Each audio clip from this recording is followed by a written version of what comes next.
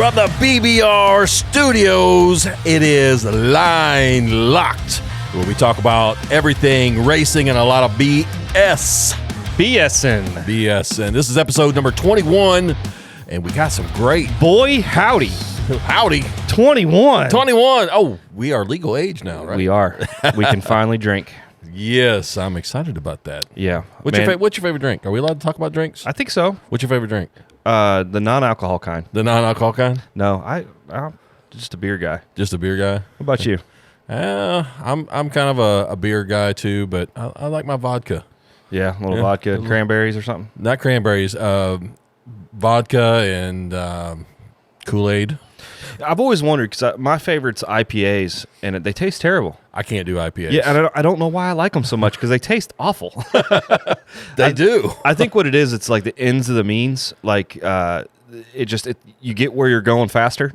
Oh, that's true. That's why I like vodka. Yeah. But yes, I agree with you. Yeah. I found that one $8 bottle of cheap vodka versus an $8 6-pack. Yeah. The vodka is going to get you further faster. That's true. And hell, the IPAs that I buy, they're $20 for a 6-pack. Yeah. I can't stand the aftertaste of an IPA. No, they're awful. Yeah. But, I sure do love them. Yeah. I don't know. I guess I always been told that I have girly drinks because I like the Blue Moon with the little orange in there, little citrus flavor. That ain't bad, too. I like that. Yeah. I like Dos Equis. Modelo, and I like to have lime in those. Yeah. So, But if it's just like an everyday drink, I'll just, a little Miller Lite's fine. So email us. Tell us what kind of drink. No, I'm just joking. Put it down below. What's your favorite drink? So how's your teeth doing, man? It's been a month now, 2 months? It's comes and goes, but I still got, this is the recording of this is going to be at the end of February, so I still got another month and some days to go before they can rip them out for me. Yeah, the wisdom teeth on the one side, they're like hitting your other teeth, right? Mm-hmm. And so they're like putting a lot of pressure down there. Wow. I was eating a milk dud yesterday, and I was just chomping away. I was looking at my phone and all that stuff. All of a sudden, there was this crunch. I was like, milk duds are not supposed to crunch. And then I stopped chewing, and I pulled it out of my mouth. It was gooey and all crappy looking and all that. But there was something in there, and I don't know if have you ever taken like Reynolds wrap and put it in your teeth and tried to chew it? Have you ever done that? If you have fillings, I don't know that I ever have done that. Well, if you have fillings, the metal fillings back, at least when I was growing up, that's what we got. That has this real weird feeling, metal on metal, but tooth on tooth, biting down on teeth and breaking them. Yeah, so I've got a tooth that's now broke. It's not quite in half, but you're softer than single ply toilet paper. Can't even eat a milk dud. I know, right? Oh, yeah, it was pretty bad. And it'd be one thing if it was a jawbreaker or something. I can understand that, but a milk dud, What are you gonna do? I don't know. Hey, we got TikTok tragedy today. TikTok tragedy. All right, hit the cue, boys. Music now.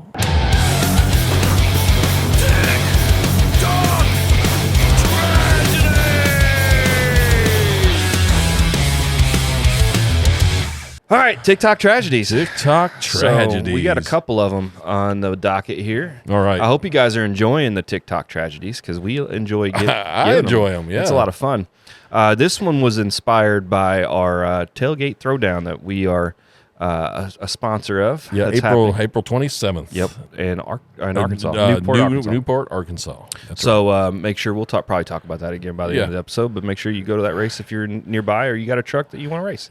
But this right here, what we're looking at is it says Speed Shop. How much torque do you want? And the driver just says yes. And it's a pickup truck at a starting line of a drag strip. So let's hit play on this guy. Well, he went airborne fast. Oh, 1 wheel, 2 wheels, no wheels. Hey, but he survives. He did. Look at that. So let's right around. That is a hell of a launch. It is a hell of a launch. I mean, that's dead hook and up, and then bumper. Yes. see if he actually comes off all 4 wheels at one time. So I bet there's daylight there. Well, there's at least 1 wheel down there, and then... Yeah. Well, it looks almost like he leans left. Yeah. So I bet at least his right tire came off. Yep. That's 1 wheel right there. Yeah, right there. One wheel. Yep. 1 wheel motion. And now 2 wheel motion. Man, he is lucky he didn't roll that guy over. Wow. Man, that is violent. Wow. Look, he's sideways skidding on 2 tires in the rear. Yep, down the center stripe. Man, that dude is lucky. Mm-hmm. Wow. He's a badass, that's for sure. Yeah, and that's for our tailgate throwdown honor video for you guys there. Let's hope I don't look like that truck. No, I don't. Well, you know what? When you get your new tires on there, it's gonna put some power down. I've got some wheelie bars coming for it, but honestly, wheelie bars are like a tuning thing. If you're coming up that high, you got something else going on. You know? But I don't know. We'll see. This next one comes from Robbie Friels. He sent it. All right, Robbie, let's see what you got here. So this is a guy standing on some tires in a shop, and we don't know what's going to happen, but it says, "Rest in peace, Gooch." Gooch? Oh. Wasted. That one's rough. That looks like that hurts. That's rough to watch. I was expecting a tire to explode or something. I didn't realize we're going all that way, man. Go full Monty on the jack stand. Oh, my goodness. Oh. That hurts the boyhood. And everything back there. Jeez. Goodness gracious. Well, if he didn't have kids, he may not have kids now, for sure. He looks like an older gentleman. Yeah. He probably doesn't need to have any more kids. All right. Wow. That was our TikTok tragedies. I hope you enjoyed that. Yeah, I do enjoy that. Hey, if you guys have any TikToks you'd like us to share like Robbie just did, email us at linelockedpodcast@gmail.com. And just as a reminder, you can catch us on the Blood Brothers Racing YouTube channel. You can catch the actual videos of it. Mm-hmm. And if you're in your car and you want to listen to something cool, you can find us at Line Locked on all the major podcast platforms like Apple and YouTube, or not YouTube. Yeah, YouTube has a podcast one too, but Spotify. All of them. All of them. All of the above. We were on Google, and we still are till April 2nd. What happens April 2nd? They got Google Podcast. They got rid of that platform. Really? So they moved everything to YouTube Music. Okay. Well, there you go. I don't know. We're on all of them, though. Yep. And if you have a TikTok tragedy, right up here. linelockedpodcast@gmail.com. And here shortly after the news, we got this guest that's coming on. Yeah, Dina. Dina is going to come on. The spicy meatball. The spicy meatball. It's Dina Parise, and she is a Pro Mod driver. Yep. And we're going to hear some exciting stuff about her. And ice skates. Ice skates to Pro Mod. Ice skates to Pro Mods. There we go. Yeah, no joke, guys. Yeah. She was a figure skater, and now she's a race car driver. Pretty cool. Yeah. It was a really great interview, and I think you guys will enjoy that. Yes, absolutely. But first, we got to do the news. Let's do the news. I'm going to hit the button right this time. There. From the Line Locked podcast, it is Racing News with your host, Corey. That's me. All right, so we're going to talk a lot of bit about Lights Out 15. It just happened. So first of all, it's an amazing race that's put on. It was at South Georgia Motorsports Park. Donald Long put it on, Duck X Promotions. Always a great race. Radial versus the World. If you guys like drag racing, this is your jam, buddy. I hear that name a lot, Donald Long. Yeah, I've said it many times. I know you have. So, Donald Long, if you're actually listening, write into us. We want to have you on here. Come on. He actually very well might. Come on, Don, bring it. He loves stirring controversy. I'll reach out. Yeah. All right, and if anybody knows Donald Long, reach out for us. Yes. All right, so first thing, we'll just talk real quick about qualifying, because qualifying, it happened. It always does. But they had a grudge race. So Stevie Fast Jackson finally brings his new car out, the Shadow 3.0, and they had a grudge race on Friday night.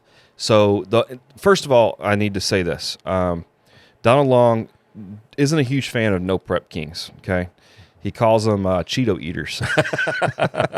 Cheeto eaters. Stevie Fast calls them the in-laws. So instead of street in-laws is what he calls them. That's hilarious. Yeah, so Stevie got a grudge race with a no prep guy, the Warbird, and they call him the Cheeto Eater. And it was originally supposed to be $20K to win. So the final qualifying, which Friday night at the last race of the last two pairs going down, they had this grudge race, turned into $30K to win, I believe. Oh. I heard estimates of 51,000, but I don't know if it ended up being that high or not. But I heard it got to $30K. Stevie won with a pretty amazing pass for his. I mean, he qualified with a 3:52, I believe, in the 8th, but he ran this one as a 3.553 at 210.60 mile an hour, which is getting it, especially for a new combo, man. That's cool. Yeah. On a radial.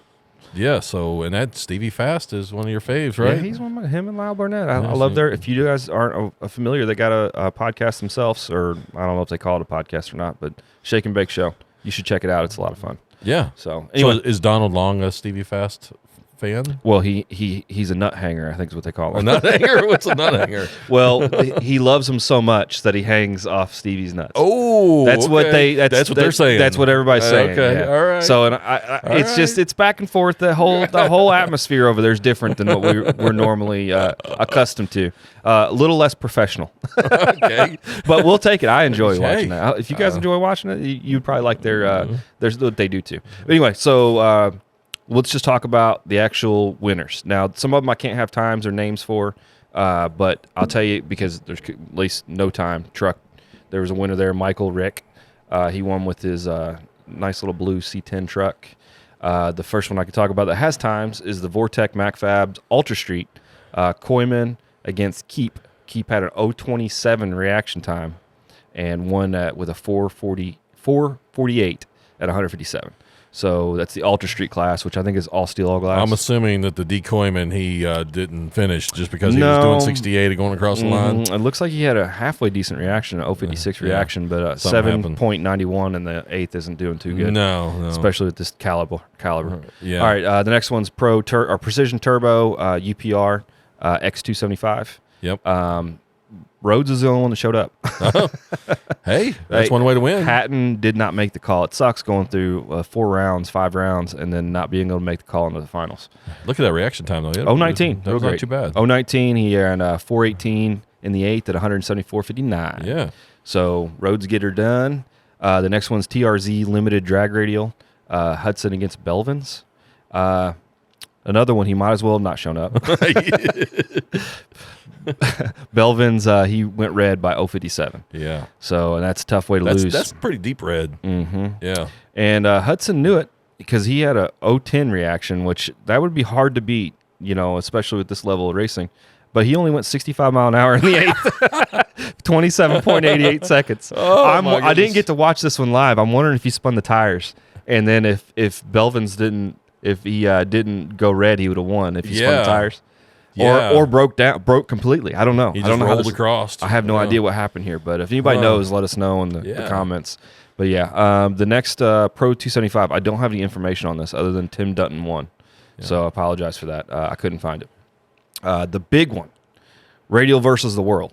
Okay, this is a radial tire against anybody that wants to come out. Big tire, slick tire, whatever. PTC Radial versus the World. So Jay Miller against Stevie Fast Jackson. Okay. Miller had a 018 light to Stevie's 024 light. So Stevie didn't get him on the tree. Like Stevie's normally pretty good on the tree. Yeah. But Miller got him there. Didn't hold on to it though. Looks like he spun the tires. He went 4:12, Miller did, and Stevie Fast went 3.50 with a 4. Man, Jay Miller's time for 4.125. It's pretty fast. That's pretty fast. Yeah, but nothing for Pro Mod. I don't want to keep calling. This is Radial versus the World. It's not. Yeah, it's a Pro Mod car though. Yeah, because Stevie's running Pro Mod coming up in Pro Mod All-Star or whatever it's happening as we record 4.12, that's what the Street In-Laws run, right? Street In-Laws. See what I did there? Yeah, you see what I did there? You did it. So, anyway, Stevie won, but the coolest part, the first qualifier Stevie ran, he ran a 352, and he blew the motor right at the stripe, okay? So he was in overhaul mode and got it all fixed up. The last race, this one right here, with a 350 here, blew the motor right at the 8th mile. Scattered it. Well, I don't know if he scattered it. I tell you, there was a lot of flame and smoke come out of his tire. He actually was talking on the podcast that the first one he blew in the qualifying, it pushed a head gasket. And I'm sure people watching this probably know, when you push a head gasket on aluminum blocks and heads, you end up getting like a jet of flame come out. They say it's pretty hot. It burnt through his firewall. No kidding. Yeah, he said that he's installing titanium blockers right where the head gasket goes because he burned his fire suit. It got so hot. But For my blown head gasket. Yeah.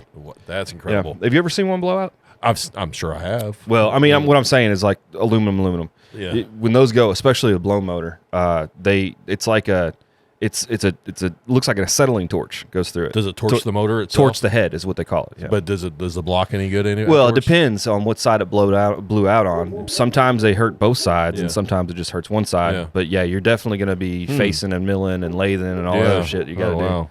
Yeah. All right. Well, the only thing I got to talk about now is the next race coming up. So after this coming week is going to be the NHRA Emily. I can never say that right. Emily. Whatever that is. Motor Oil NHRA Gator Nationals. It's All-Star and the All-Star Pro Shootout. That's March 7th to 9th. It's going to be cool. One interesting thing that's going to be going on is Leah Pruitt is going to be running the All-Star Pro Shootout. Mm-hmm. But Tony Sturt is going to be running in the Gator Nationals. So they're going to have 2 cars there. I'm not really sure, and only 1 crew. Oh, so okay. The All-Star Pro Shootout happens on Friday night, I think, and sometimes Sunday. I'm not exactly sure how that goes, but just know that it's going to be difficult for that team. Yes. They talked about it on the Brian Loans podcast. We're still waiting on you, Brian Loans. What? Yeah. Is this a points event? Yeah, it's the first NHRA event of 2024. Okay. Yeah. So that's going to be cool. Make sure you. And that's down. I'm assuming Gator Nationals is always in like Jacksonville, Florida, right? Yeah. Yep. All right. Cool. That's all. That's all the news I got. All right. Awesome. So I guess we're gonna go. Yeah. Let's go take a break, and then we'll come back with our special guest. Yay! Yay! All right. Can't wait. And we are back, and we got an exciting guest for our show today. I'm excited. All right, I'm pretty excited. They call her the spicy meatball. That's a good meatball. That's a good meatball right there. We'll have to ask her where that comes from. Yeah, we will. It is Pro Mod Driver Dina Parise. How are you doing, Dina? I'm good. Thanks for having me on, guys. No, thanks for coming Absolutely. We're excited. Mm-hmm. How are you doing? Everything good? Everything's as good as it can be. It'll be way better when I'm back on the track, but it's as good as it can be for now. I guarantee it. We'll get to that in just a minute. But let's tell us a little bit about yourself. So my name's Dina Parise. I am a former pro figure skater turned drag racer.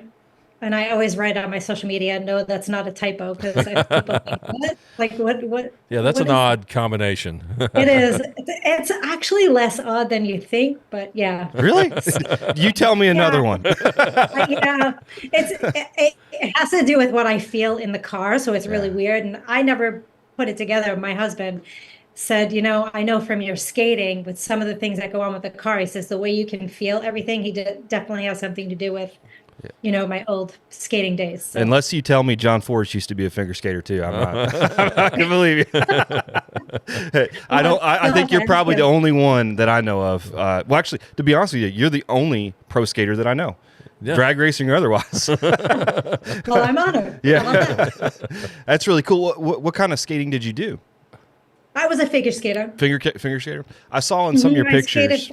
I skated for Ice Capades. Okay. Some of the younger set may not be too familiar with it, but they were, big in their heyday because it's been quite some time since I skated for them. So, skated for Ice Capades, and that was the best job ever. Really? Ever. Yeah, it was so much fun.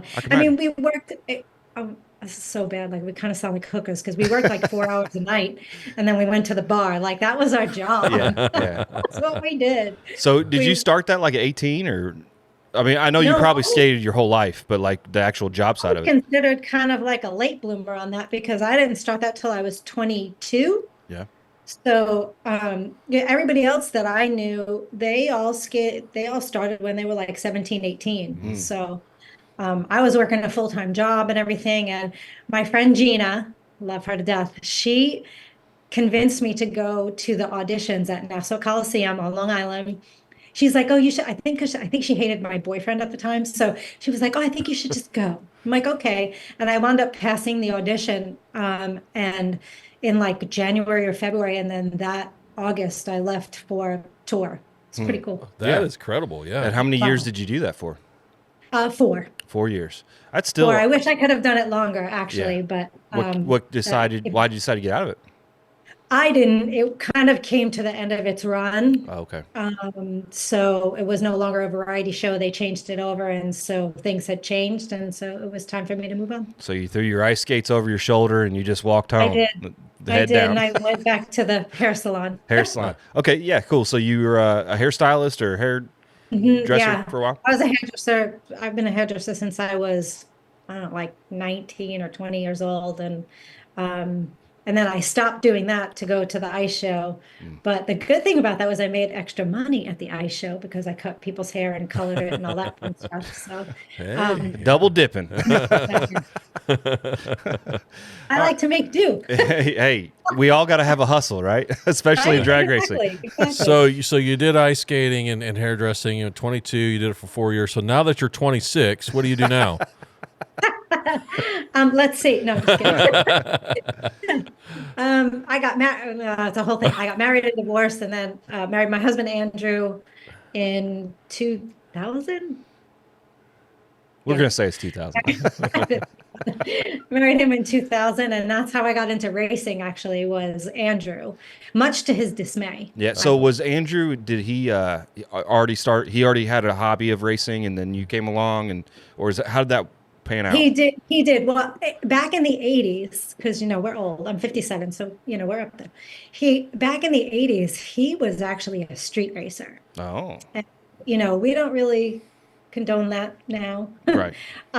He was a street racer, and he watched someone ahead of him lose their life, and that was the last time he street raced. Yeah. And then he decided that he was going to go into, racing on the track, which he did, and we wound up getting a Camaro. It was a '67 Camaro. It still had the vinyl top on it. It was about 1,100 horsepower, and he drove that car, and I watched him for a while. I had never been to a drag race until he took me to one, so I didn't start racing till I was in my 30s. Oh, nice. And I fell in love with the sport. I fell in love with everything. I've always loved cars, but the people, the camaraderie, the different vehicles, the different types of, different classes of racing. I just fell in love with it all and went to Frank Hawley drag racing school, and the rest is kind of history. There's a lot of people that I know that went to Frank's that are very successful at this. Yes. I highly recommend Frank. Yeah, it's really cool. Yeah. Well, it's interesting that you pretty much, even at your level, because Promodified's one of the upper tiers of racing for sure.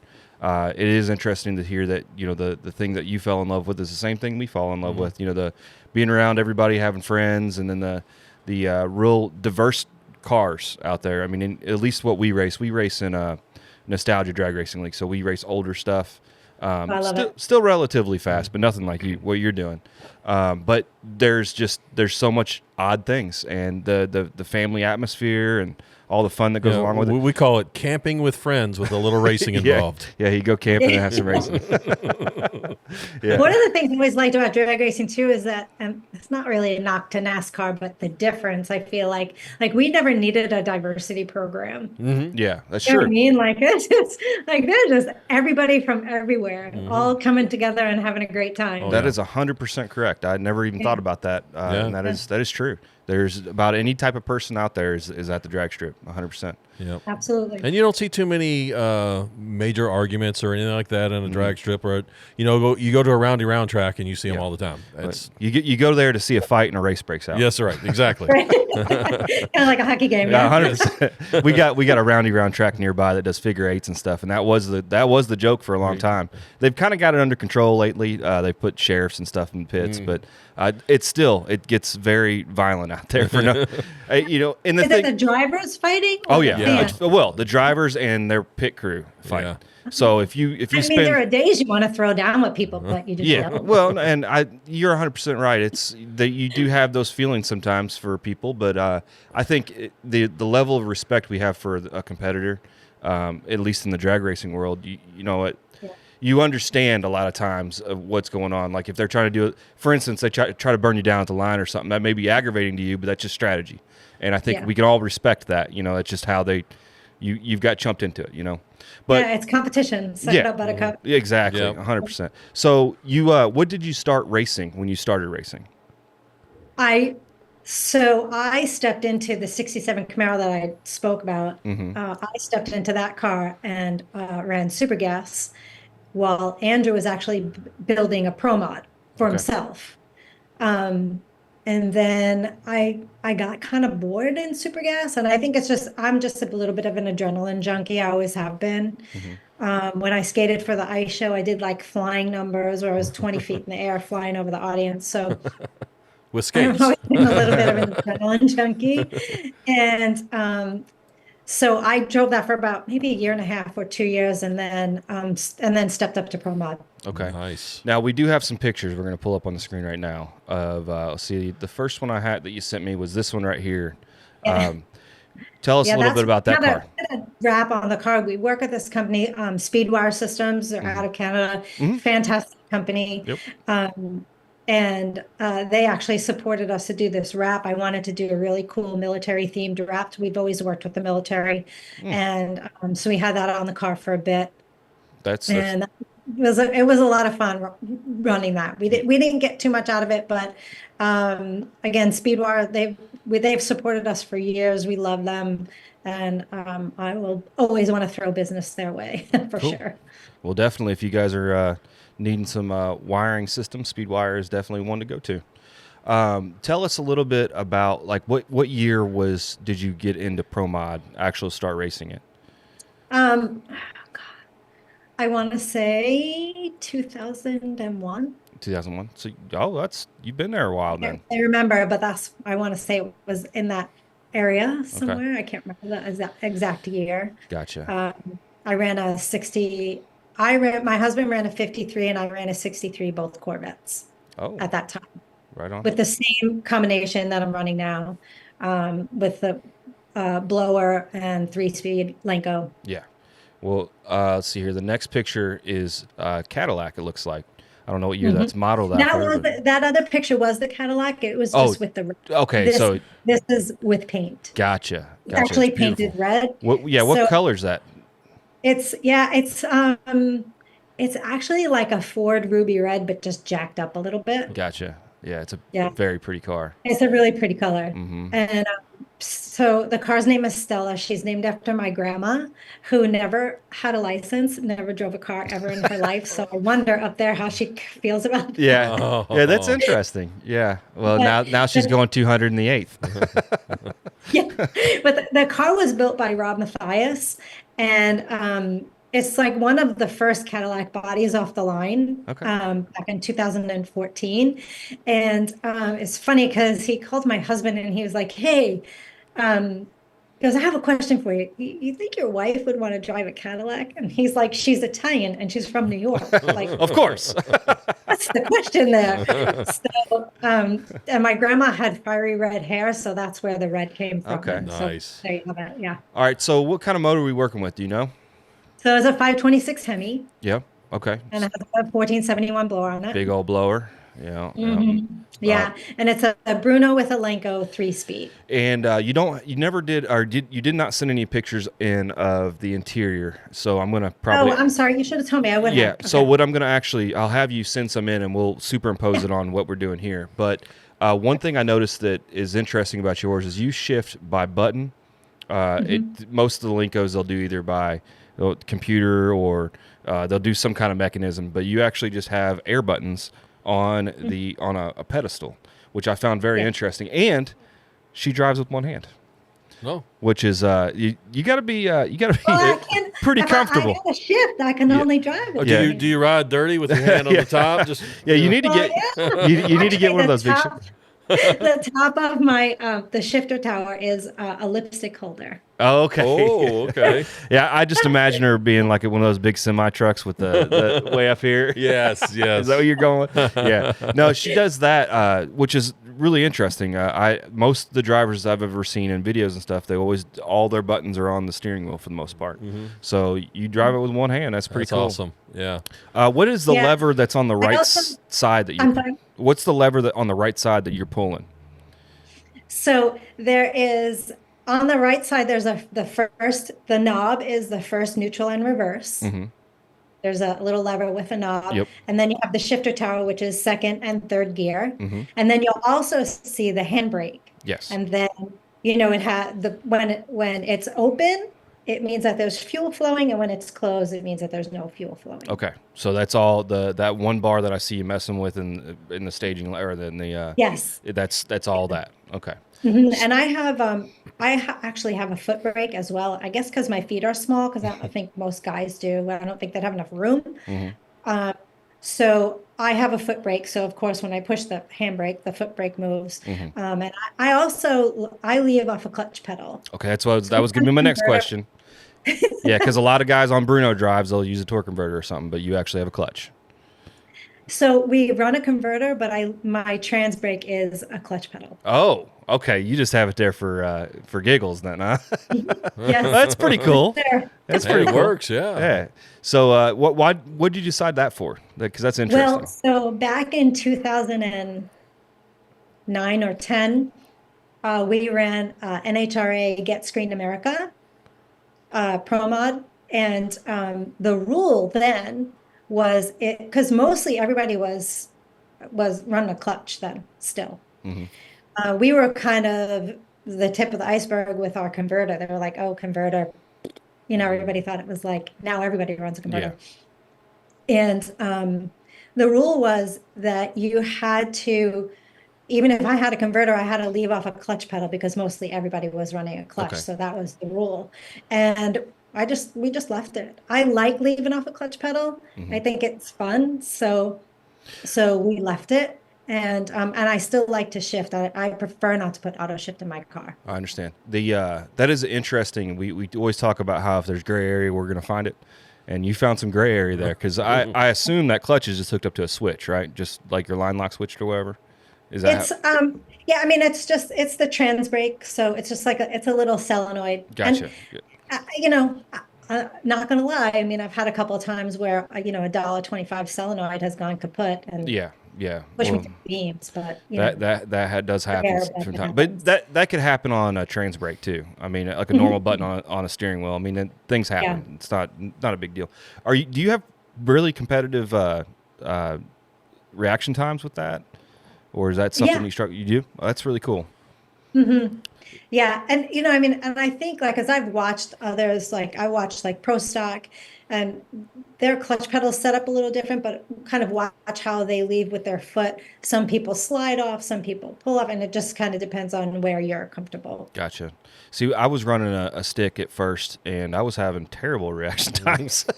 I couldn't really figure it out. I'd end up having to deep stage, and it would hurt my ET, and it just. I could never get a grasp of it. But then again, back in those days, I didn't have a competitive transmission either. So I think you had like 150 horsepower. Yeah. I didn't have a whole lot, and I was running a T5 from a Mustang, so it would bound not to do well, But is there a certain staging procedure you have to go through in order to kind of make that work for you? Well, I mean, I guess just like anybody, when I'm rolling into stage, I'm using and I'm hearing now that some people are actually, I know I said before about the feet thing, but my husband told me, he said, yeah, it looks like some people are going to foot brake now, which I don't think I could do that. Like if I get to top end, I don't know. Mm-hmm. I think it would screw me all up. Yeah. So I just hold the handbrake just to get into the beams. Mm-hmm. And then as soon as we're ready to rock and roll, I'm on my clutch pedal, full throttle. And then as soon as the light comes down, let go of the clutch and the brake at the same time. Mm-hmm. Gotcha. The one thing I know you probably have some kind of safety for it, but the one thing I'd be concerned of, depending on the transmission, is you going back and hitting the clutch as you stop, because I assume that may lock the transmission up on some transmissions. I don't know. I'm sure yours probably doesn't have that, but we can't do that. Yeah, we cannot do that. Yeah, it'll throw you right into the wall. Yeah, exactly. Yeah. That would be like an emergency stop situation. Yeah, it'd be a little nerve-wracking for me. Yeah, that'd be a hard stop for sure. Yeah. Oh, it's crazy. Let's go on. Actually, Quaid Stott a few years ago, he told me that he did that. Yeah. He was used to a clutch, and he said was in a converter car, and he goes, I got to the end of the road. What do you think I did? Yeah. And it was, with his southern accent, he's like, I stepped on that left pedal. Bam, right into the wall. It's habit, you know. It took me a long time when I started driving a toter home, and with it has a Jake brake and all that stuff. And I had a hard time getting used to making sure my clutch was out when I was slowing down so the Jake brake would work. So I can imagine, especially if it's not something you do all the time, your first few times would be a little bit hairy. Like I would have to strap my leg down somehow. I can't accidentally hit it, especially like an emergency situation. Something happens. That would be the first thing I'd try doing is slamming on the clutch. Yeah. So we actually have a buddy that, he was running 10.0. It wasn't in the quarter. And he had a malfunction that his trans brake turned on at the very end of the pass. He bumped it with his knee, I think. Something. Yeah. And it was it got pretty scary. I got in-car video of it that we put online.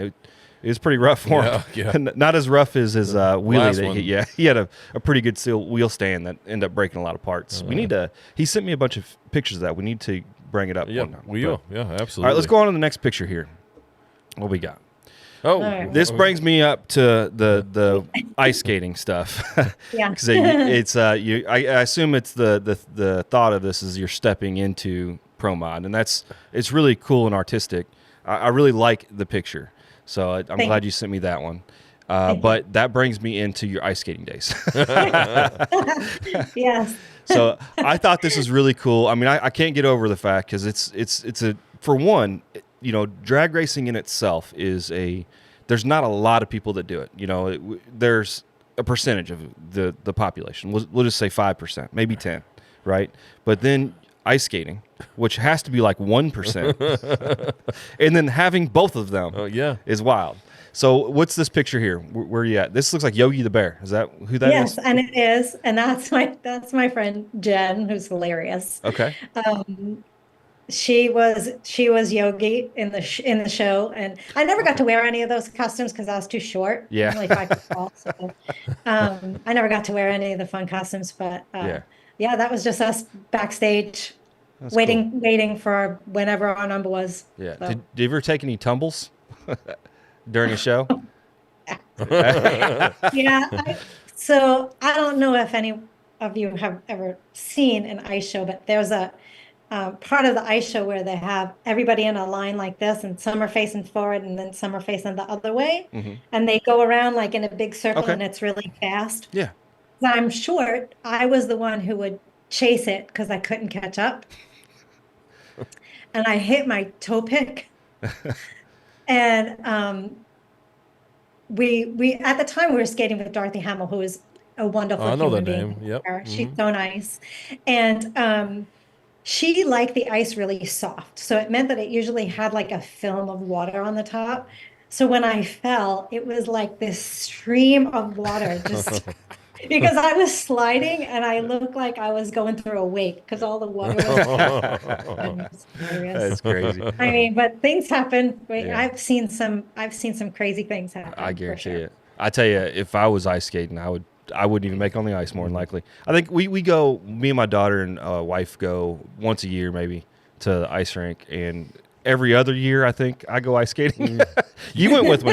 You took me one time, and I actually made it to the ice and turned around and went back to the bleachers because I was done. I was like, nope, not doing it. All right, let's go to the next one, and this is a little bit, let's see what we got here. Yeah, it was just a friend of mine. He's passed away since, but it was just a friend of mine. We was just backstage taking some photos. I actually didn't even wear that costume. It was somebody else's, but I really liked it, so I took pictures in it. That's cool. All right, and back to the car. Showgirl on the license plate. I assume that's what this is highlighting? We wanted something fun to put on the license plate, and it said, you can't see the top, but it was a New York license plate. Okay. That's what it was deemed after. And the top of it said State of Fabulous. That's cool. Yeah. That's cool. I tell you, it's interesting on these Pro Modifieds. If you haven't seen them in person, they appear to be like, I'll say like 5/8 scale or something. That's way too small, but you know what I'm talking about. 7/8 scale, I guess, is what I'm trying to. They appear to be smaller than the car they're modeled after. Yeah. And it's pretty impressive. And fast. Yep. And I assume this is your husband or somebody your husband's going to beat up. Yeah, exactly. That's the husband, and Extreme Extreme 3 Motorsports had taken this picture. This is something we do before every run. He kisses the front of the helmet, so it's just like our little goodie that we do. Oh, that's very nice. Yeah. So it looks like you're wearing some Simpson gears, because I saw you just ordered some new stuff, and we're going to get into that in just a few, because that's something I wanted to talk about. So that's my Simpson hybrid, which I highly recommend. I mean, I wore years and years ago, like 20 years ago when I was running Super Comp, I wore a Hans, and I remember this guy making fun of me, like in the stadium. He's like, "Oh, what do you think? You're John Forrest wearing a Hans?" And I go, "Dude," I said, "so if I slam into the wall, I'm going to get out of the car and I'm going to make a sandwich." Yeah. You're so lucky. Yeah. Well, they just implemented. We had to get them this year. Anything going over 100, I know. I'm glad that they did that. Yeah. I know people were complaining about it, but it might take a little getting used to. Once you've worn it a few times, it's fine. It's just some extra protection. Well, I think a lot of the resistance is, for your type of racing, where probably most you probably do 4 laps a day. I mean, that's a busy day for you. It depends on the day, but yeah, I mean, 4 laps would probably be pretty average for a pro mod. Sometimes 2. When you go into bracket and index racing and stuff, there'll be 6 or 10 sometimes in a day, and I could see how those guys would be frustrated. I never did it because I didn't know what to get. I don't get it. That to me doesn't make sense. It doesn't make. I don't mean to sound rude, but it just doesn't make sense to me. People will, and it's a lot of people were complaining about the money, and I'm like, you'll spend $1 gazillion to go faster, but not to protect yourself when you're going faster. I never understood that. I don't get it. I don't get, like, do we have swamp ass by the end of the day? Yes. I mean, it is what it is. Yeah. Like, we all go through it, but. Well, some of the argument for those guys is that, a lot of times it'll take 2 people to put all your gear on. And some of those guys are single racers, they only have them. They don't have a crew member to help them put the Hans and stuff on, which we found ways of doing it by ourselves. So it's not a big deal if you just got to find a routine that works for you. But, those are the couple arguments. And then obviously the money and having to recert it and everything else. But like you said, and I 100% agree, we'll spend $30,000-$40,000 on a motor and not even blink, and then we get upset about a $500 Hans device. If anything, I want to be upset by the seat belts they require us to get recerted every 2 years. It just seems like that's a silly purchase. I feel like Simpson and the gang or anybody else is just there in the hands of NHRA. Like, hey, make this 2 years. Got to get that cash flow. I do agree with you, though. Hitting the wall, let's say head on at 200 miles an hour, is going to hurt just as much as if you're going 150 miles an hour and hit the wall. I mean, having that extra safety device to protect your neck is going to be stellar. It's going to be what you need. It doesn't matter. You're going to hurt yourself if you don't have the right protection on. Yeah. It's not like we're going 20 miles an hour then hitting the wall. I get that. Well, and even at 60, I mean, I'm a full-time fireman, so I see a lot of accidents, and most every accident's neck pain. Yeah. And they're not wearing a helmet. And that's really where the Hans device really comes in clutch is, for one, speed, but the weight of it. You're not going to be able to resist that momentum no matter what speed you hit it. It's gonna hurt. Yeah. At a minimum, you're getting whiplash. Yeah. Oh, absolutely. That's like fireproof things, like people, I tell the story all the time. We were selling safety equipment for a short amount of time, and I had a guy who came in and he didn't want to, I got him to buy a jacket, but he didn't want to buy gloves. And I'm like, he goes, well, I don't go as fast as you do. And I'm like, dude, fire burns at 0 miles per hour. Exactly. You could be sitting at the line and, fuel line breaks, a little spark. I said, and I was like, well, what do you do for a living? He's like, I'm a plumber. I'm like, dude, you're a plumber. Like, think about that. You hurt your hands, you're done. Yeah. It took him 2 weeks. After 2 weeks, he came back. He said he told his wife what I said. And he said she was on him every day for that 2 weeks until he came in to buy the Well, that's really smart. Yeah. Yeah. Especially, I mean, gasoline. I mean, they all can burn. Don't get me wrong. But especially if you're running any alternative fuels, methanols, or anything like that, you can't even see it burn. So there's a good chance that by the time you actually realize you're being burnt, you're already in some trouble. So all the safety gear, as far as I'm concerned, as much as you can put on and get in the car anyway. Yeah. For sure. Yep. And it looks like you, as far as Pro Mod, you probably have a different spec on your Hans device too. I think you were probably wearing the top fuel style, the Hans were. I wear the hybrid. Yeah. I've been wearing the same thing for a while. Matter of fact, I just had it recertified. Okay. So that's the same as we would wear too. It's just I think so. Yeah, I don't think it's much different. There's the top fuel guys. There's some extra to it. I know that. I see them at least when they're putting their stuff on. There's extra stuff that goes with the Hans part of it. Yeah. So, all right, let's go to the next picture here. In car. Yeah. But it's the wrong side. I needed to look at the other side. Well, the last conversation we were having. But it looks like you, your data recordings, race pack stuff, or yes, race pack. Mm-hmm. Cool. And we're on Fuel Tech now. So, and there's some couple of cool things. So on the door right there, there's a written message from Bunny Burkett. Okay. She rode in the car in 2014. So she became a good friend of mine, and so and I've always looked up to her. Yeah, something special on that. I knew her name. Yeah, so. That's really cool. And I also want to compliment the helmet too. I meant to do that on the last picture. Oh, thank you. That is a very beautiful helmet. Thank you. Some really nice airbrush work done to it.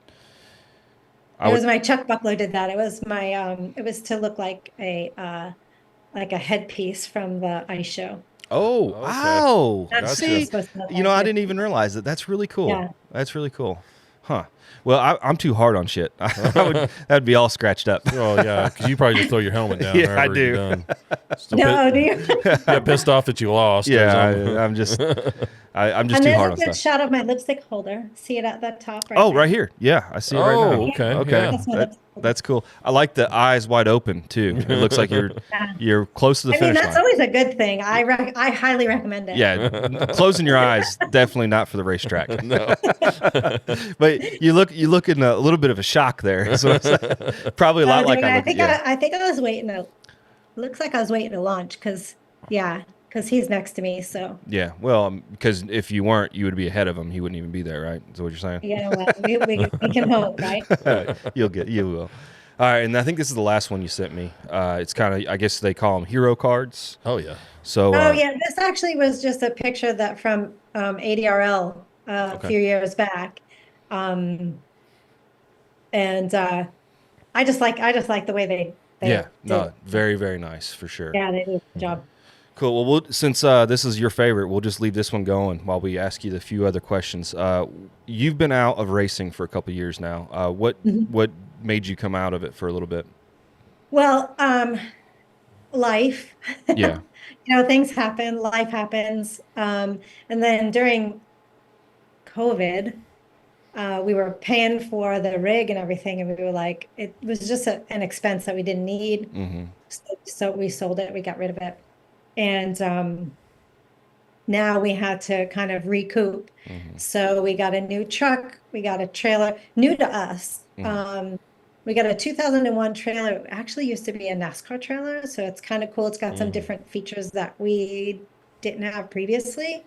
The downstairs is like all storage, which is really cool. My husband redid the lounge because it kind of, it was a 2001, but it looked like 1985. I threw up all over it. It was like white Formica and red and black. And I was like, what is happening? And the ceiling was like these strips of mirror.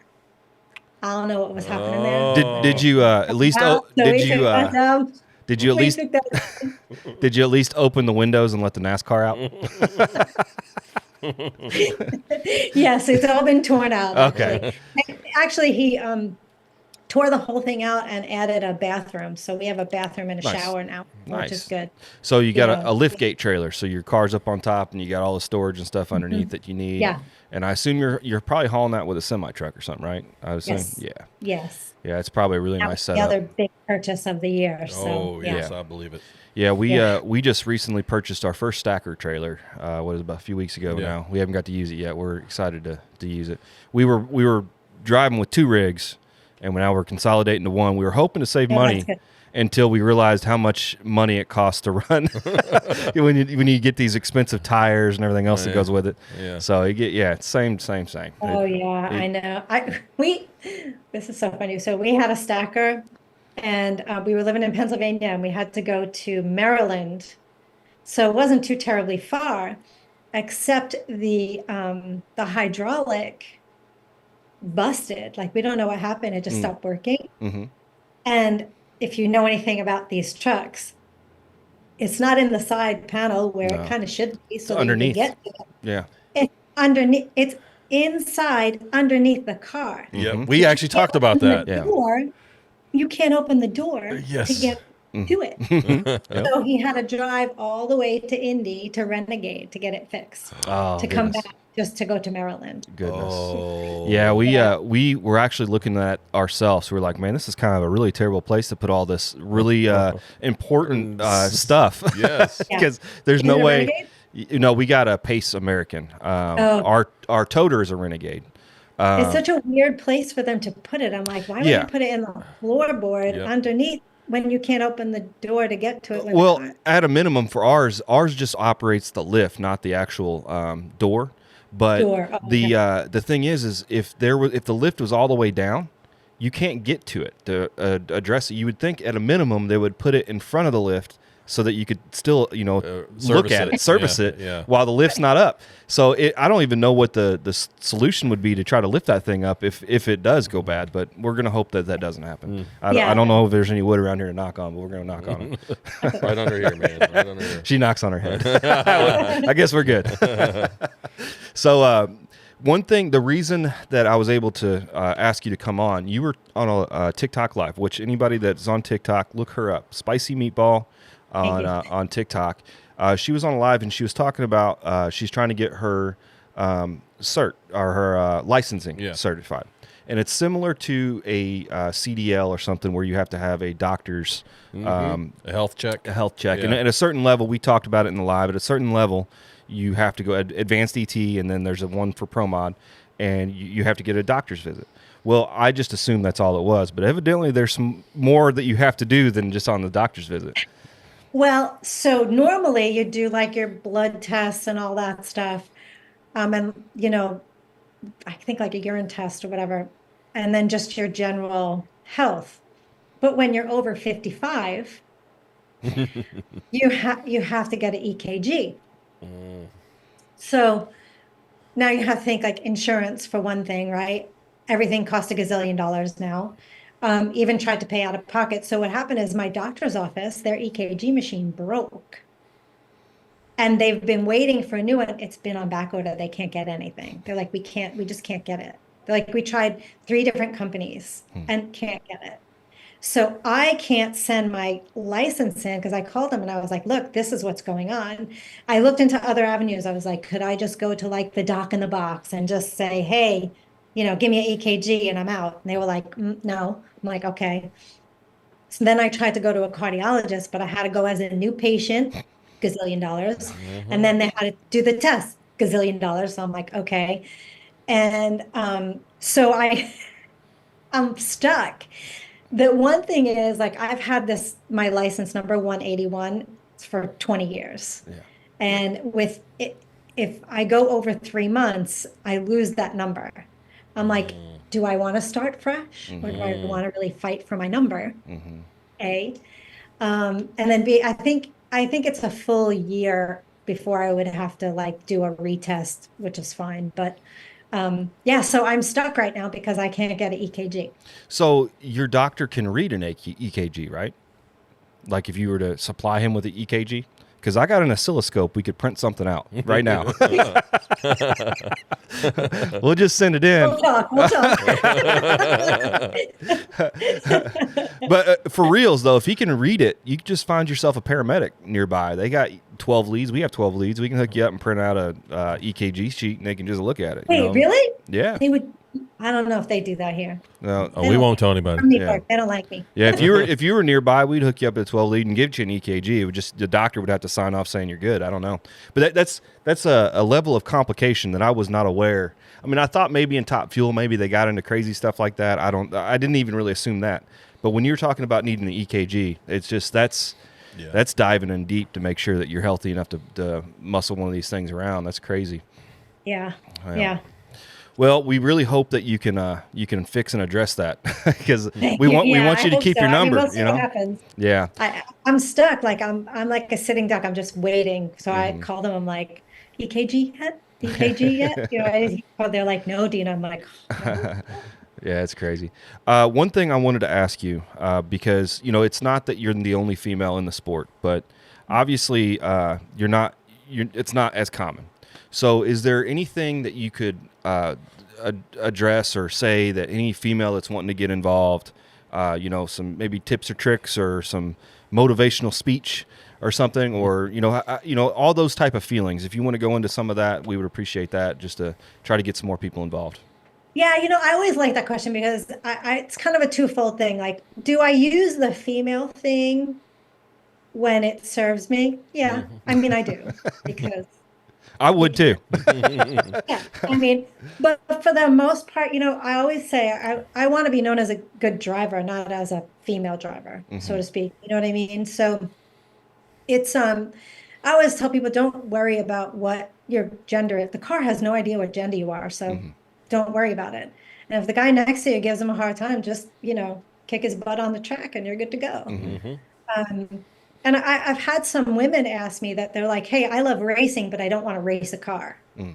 I'm like, well, get with some of the big teams. You could do hospitality, or if you cook, or if you like computers. There's so many facets to our sport, which are amazing, that I think sometimes people think, oh, they have to be a driver. And I'm like, no, that's not it at all. Yeah, You even have a pit crew person, Yeah. you could be the computer person or, Yeah. Hospitality or something like that. Clay Milliken had his clutch person was a female for the last few years. I think she moved on to a NASCAR thing, but there's plenty of them out there, and I don't think there's any level of barrier to get in. It's just you got to have the interest of it and go out there and prove, just like anybody else. I mean, for the most part, I think we're all very accepting of anybody that wants to race because it's more the merrier. So I definitely. And I think too, not to interrupt you, I think too, a good thing is, if somebody wants to get into, they want to be with the bigger teams, like even Pro Mod, or even working with bracket classes, go and ask the team, hey, do you need it? Go to a race, ask the team, hey, do you need an extra hand? Can I help you with anything? Because just being in that arena, you kind of see how things work, and you can see what you take to in the sport. And if somebody if they want to be a crew person, then they can, go to school and go from there. Yeah. Yeah. It's, obviously you got to prove your worth, but that's anybody. Anybody's got to be able to go out there and nail the tree if you're going to be a driver, or know what clutch disc to pull if you're going to be a clutch person. There's you're not getting it just because you're a female. Is what I'm saying is. And by the by, I am not that person. Yeah. Just so you know, I mechanically, I wish I was, but I'm not mechanically inclined. My husband calls me hawk ears because I hear everything and I feel everything. Yeah. So I can say, I hear it and I feel it, and I feel like it's coming from XYZ. And in the beginning, he was like, you don't know what you're talking about. And the crew guy, Dave Jordan's been working with us for 20 years. And Dave's like, she's right, Andrew. He's like, I know exactly what she's talking about. So we've come to an understanding that I tell him what I hear, see, feel, and then they take it from there, and we're able to figure it out, because I'm really not mechanically inclined. Yeah, and I'm sure that's over time too. I mean, your first few times out there, you probably said, "This motor's too loud." I think it needs to be worked out. You know what I mean? I mean, the thing is like the feeling. I mean, you might feel a little stutter or something that you can relay back to Andrew and say, "Hey, I felt this at the 100-foot mark," or whatever, that unless you have some seat time, you wouldn't know that wasn't supposed to be there. Yeah. But for sure, it's all about getting in there, and if you're interested in it, you want to be part of it, nothing's keeping you from doing it except yourself. 100%. Anything else you got for it? Hey, is there anybody you'd like to thank besides your husband? Because we know he brought you back into the sport, but anybody out there you'd like to talk about and thank for getting you where you are? I also want people, if they can, to check out Hello Gorgeous of Hope. It's a small charity that I work with. They're out of Indiana, and they work with women with cancer. and they restore the beauty that cancer steals. That's what they say. And they do makeovers and things like that. It's all kind of feel good stuff. It's a really cool organization if anyone is looking into that. Big thank you to Simpson. So anybody looking for safety equipment, head on over to Simpson. Feel free to tell them I sent you. Whatever you need, make sure you have all that safety equipment on. Pull your visor down when you're leaving the line. Oh, yeah. Things like that's a hard one for me to do. I keep on forgetting to put my visor down. But yes, definitely keep safe out there on that one. So we'll make sure we'll get the link for you, and we'll make sure below we'll have a link to that charity that you mentioned. Thank you. Sure. Yeah, appreciate it. Okay. All right. Well, man, we have had a blast chatting with you, and we really thank you for coming on. I had a great time. Thank you for having me. All right. Thanks. Yeah. I've been a pleasure learning about you and your career and your ice skating career. That was really fun to learn about. So but it's really nice meeting you. We wish you all the best. Look for us hopefully later on in the season. Yes, we wish you all the best this season. We hope to see you out there. We watch all the NHRA stuff on NHRA.tv. And then if you make any of the flow racing, we'll see you there too. But maybe one day we'll be at the same track. Yeah, we will be. We race. Awesome. The few races we go to are PDRA races. So, I doubt you, unless you're testing or something, you may not be there. But one of these days, maybe we'll actually make it to the big event and we'll say hey to you. Absolutely. All right. We'll talk at you later. It was nice having you on the show. Thank you so much. All right, man. That was an awesome interview. We can't thank Dina enough. She took some time out of her busy schedule to talk to us. Yeah, make sure you guys look down at the description of the podcast and see her links that she's given us for her charity and her team and all that stuff, because you definitely want to take a visit there. Yeah, for sure. And follow her on all the socials. It'll be all linked below or on Facebook or whatever. Yeah. But make sure you go check her out. She's very entertaining on her TikTok. Oh, yes. So, all right, man, that was great. What we got next? Viewer mail. Viewer mail. On our last episode, we had Larry Harlan. He drives a 48 Anglia blown. And someone came in on the comments, and it's from Rockport, Nazarene. This person says, "Hey, I'm Larry's favorite sister, LOL." I wonder if the other sisters know. I don't know. Yeah, he doesn't have any brothers, right? He said he was he only had sisters, right? She says, "Larry, what happens on the track stays on the track. Not telling mom." Very impressive interview. One memory I'd like to share is our dad had a lot of health issues, but we were able to make sure he was at the track to root him on whenever he was able. He was his number one fan, meaning Larry's number one fan. I tell you, it's touching to me because we involved Dad on all the ones that we go to. That it's a big part of what we do is having him with us. So it's very touching. Yeah, absolutely. And it goes back to being a family atmosphere and all that stuff, and being a family sport. And having the support of your family is big time. I mean, if you were just one of those people that would go out and just race and no one would show up to watch you, and then you didn't have that family support, it'd kind of get boring after a while. But me and you are both lucky, especially down in Bowling Green when we go down there for Father's Day weekend. I mean, we have everybody in our family show up and stay the weekend with us. Full house, yeah. So it's really awesome. One of our favorite responders and commenters, viewers. 1320 Quick. Again, thank you so much for writing into us too, by the way. He just says, hey, you should see if you can get Danny Kellums on the podcast. He was the driving force behind the modified production, which is now part of NDRL and has a lot of racing history. I think that's a call out for Danny Kellums. If he listens to this, he should come and get on the podcast with us. I think he does. Yeah. Get him on here and see what he's got to say about it. I'm going to reach out if he doesn't reach out to me. We'll see if we can get him on. That sounds good. It would definitely be an interesting interview. He's got a lot of information. I'm sure a lot of good stories too. Oh, definitely. So if you guys have been liking this and you want to show us that you care, make sure you hit that like button. We need that. It makes us go up the logarithm, makes us get more viewers, and we really appreciate it. If you really like us, share us with somebody. Take the link and say, hey, you need to go check these guys out. They're doing something cool. And make sure you're a subscriber. Yeah, absolutely. Yep. So you can write us at linelockedpodcast@gmail.com and just send us a note. Tell us what you want to hear. If you know anybody that wants to come on the podcast and talk about their racing history and stuff like that. We're always looking for guests, and that's kind of the hardest thing for us to find. Yeah, it is. And we've had some good ones. Yeah. Some great ones, yeah. Also, just a reminder that we're on the Blood Brothers Racing YouTube channel. You can find us there on the podcast section. But also, if you're listening on Spotify or Apple, we're there. You can listen to us in your car or whatever. We would love to have you and listen to us. So anyways, I am Chris. I'm Corey. And we are Line Locked. No, way off. Well, like 10 seconds off. It's never going to be good. All right. See you guys. Have a good night.